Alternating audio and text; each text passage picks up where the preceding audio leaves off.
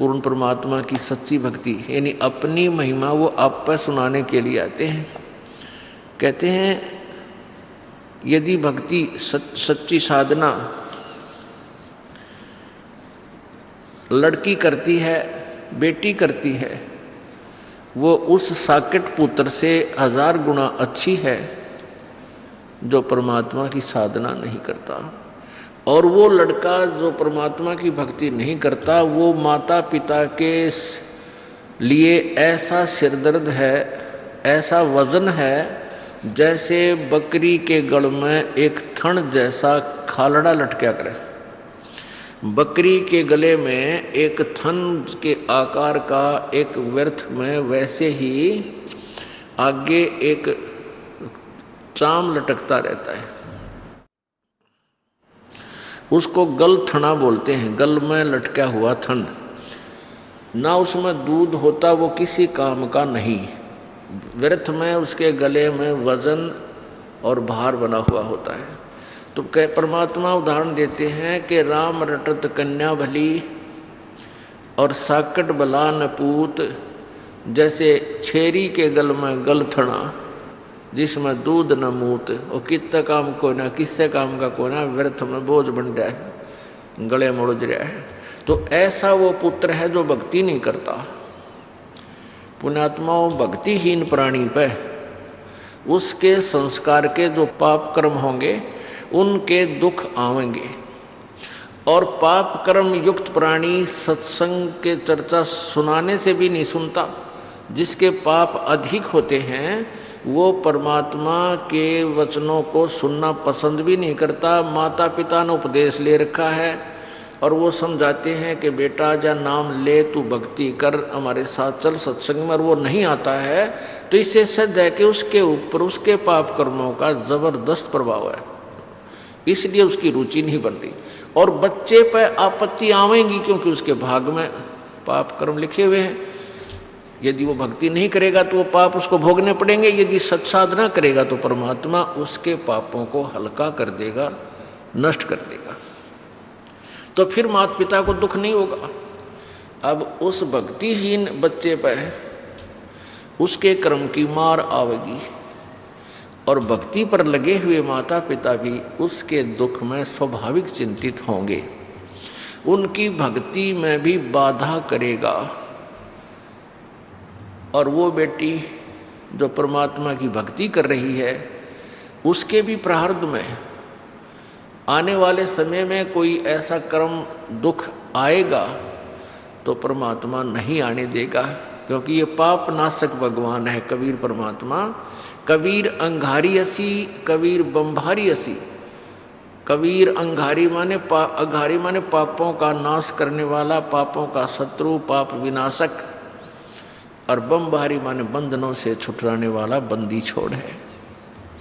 तो वो उस बेटी के उस प्रारब्ध के उस कठिन कर्म को, उस पाप कर्म को नष्ट कर देगा, इसलिए वह बेटी सुखी रहेगी। और बेटी सुखी रहेगी तो माता पिता भी सुखी रहेंगे, उनकी आत्मा भी परमात्मा में दृढ़ रहेगी। यदि बेटी भक्ति पर नहीं लगी है, उसके ऊपर आपत्तियां आती हैं तो माता पिता को पता लगता है, तो उनकी नींद हराम हो जाती है, भोजन नहीं कर सकते वो उस दिन। तो इसलिए परमात्मा कहते हैं कि राम रटत कन्या भली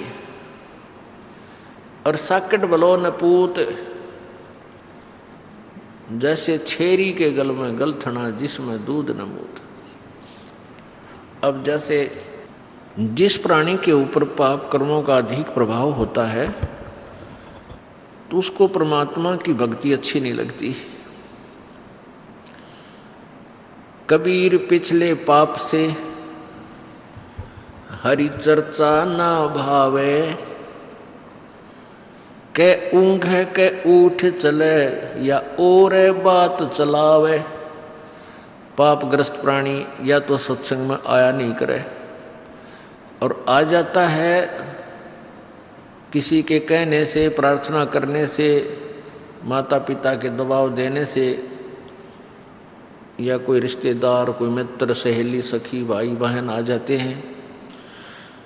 और जिनके ऊपर पाप कर्मों का अधिक प्रेशर है तो सत्संग शुरू होते ही उसको या तो नींद आने लग जाएगी, लटके लेगा जो,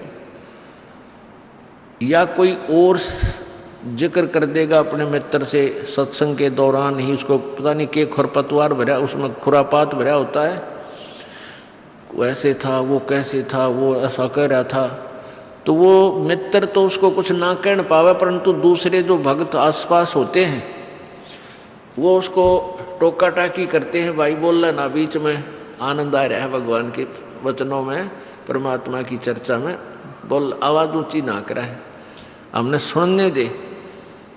तो फिर वो क्या करता है, उठ के चल पड़ता है, चला जाता है, वो बैठ नहीं सकता।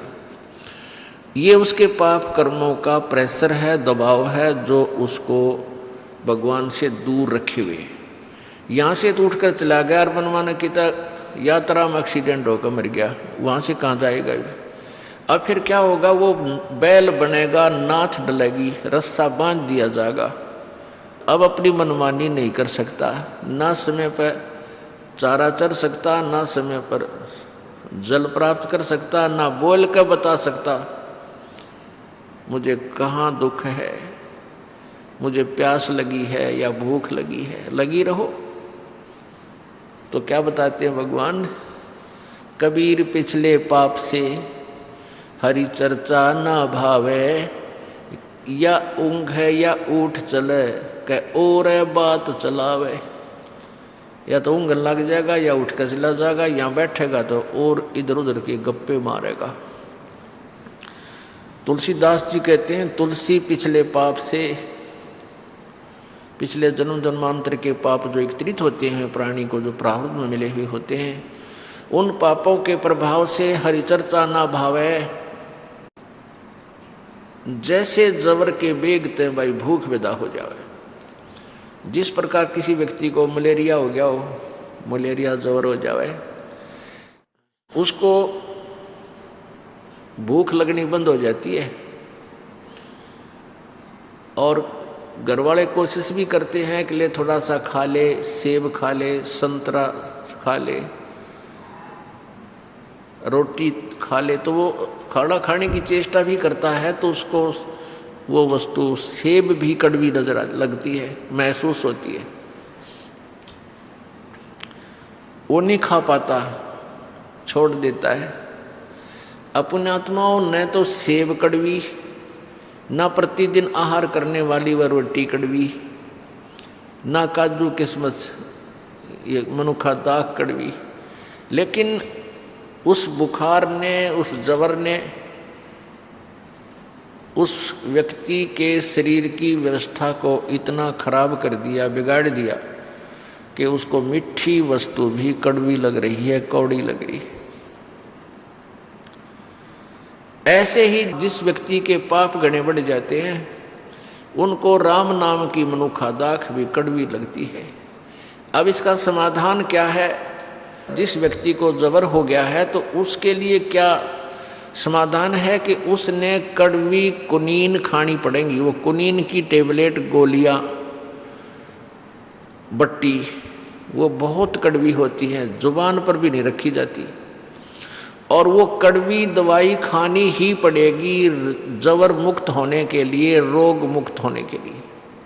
वो चाहे इच्छा बने या ना बने, वो फांकी मारनी पड़ेगी गोलियों की, औषधियों की, और कड़वी दवाई खाने से ही वो स्वस्थ होगा। और जब वो स्वस्थ हो जाएगा, जबर उसका समाप्त हो जाएगा, तो फिर देखना वही रोटियां इतनी स्वादिष्ट लगने लग जाएंगी, समय पर भूख लगेगी, चाहे सब्जी भी ना हो। घर वाले कहेंगे इसलिए सब्जी बना देते हैं, तो वो यूँ कहेगा कि नहीं ऐसे दे दे, मुझे तो भूख लग रही है, और रूखी सूखी नमकीन रोटी जो की त्यों खा जाएगा। और पहले वही रोटियां उसको कड़वी लगे थी, खाई नहीं जा रही थी। तो पुण्यात्माओं, प्रथम बार जो प्राणी सत्संग में आवेगा, किसी के कहने सुनने थे, तो उसको ये परमात्मा की मनुखा दाख, परमात्मा के वचन अच्छे नहीं लगे। कारण क्या है कि प्रथम तो उसने पिछला जो वो अज्ञान सुन रखा होता है, उस अज्ञान के कारण ये वचन वैसे ही अच्छे नहीं लगते, क्योंकि ये तत्वज्ञान है, वो लोकवेद था, तो उस लोक वेद पर हम आधारित हो रहे थे। लोक वेद होता सुना सुनाया ज्ञान, अक्षेत्रीय ज्ञान, वो हमने पहले सुन रखा था तो वो आगे अड़ जाता है। उसका भी समाधान यही है कि जैसे किसी पात्र में खारा पानी डाल रखा हो, या तो उसने सारे नबार गिर के फिर ताज़ा बढ़िया ठोक भराए। दूसरा तरीका ये है कि उसमें वो मीठे पानी की टूटी चालू कर दे, वो खारा अपने आप निकल गए और बढ़िया रह जाएगा। तो ये सत्संग सुनने से आपके अंदर जो पहले वाला ज्ञान, वो खारा पानी भर रखा था जल, वो अपने आप निकल जाएगा, समाप्त हो जाएगा, और परमात्मा का जो तत्व ज्ञान आपके हृदय में समा जाएगा, शेष रह जाएगा। तो पुण्यात्माओं, परमात्मा आकर के हमें यही बताया करते थे कि जैसे तुलसीदास जी की वाणी है, तुलसी पिछले पापते हरि चर्चा ना भावे, और जैसे जबर के बेगते भूख विदा हो जावे।